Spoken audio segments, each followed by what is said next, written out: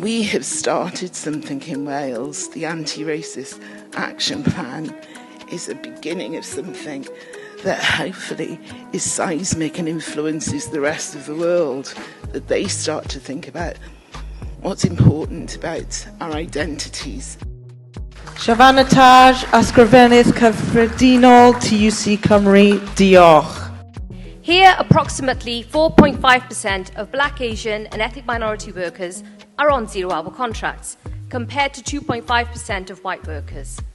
These aren't just numbers, they represent people whose lives and livelihoods are impacted every single day by the inequalities that are actually baked into the system.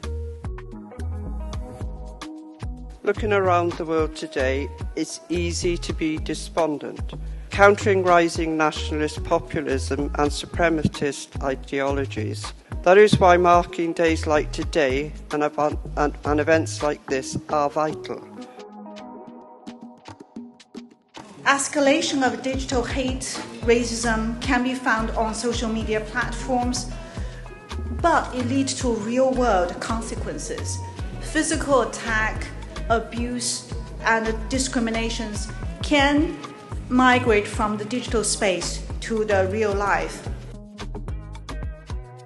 There is people living in houses in Wales, in Cardiff Bay, that can't actually get out of their one room. That's all they want to do, is actually keep people in what they're calling social housing, but it's not actually fit for purpose. Something really fundamental as a home disabled people struggle with on a daily basis.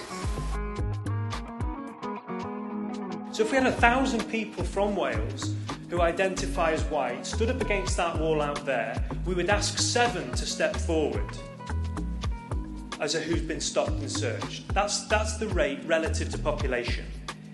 If we had 1,000 individuals who identify as black standing against that wall outside there, we would have 26 people to step forward. That's how many, as a rate, have been subject to stop and search.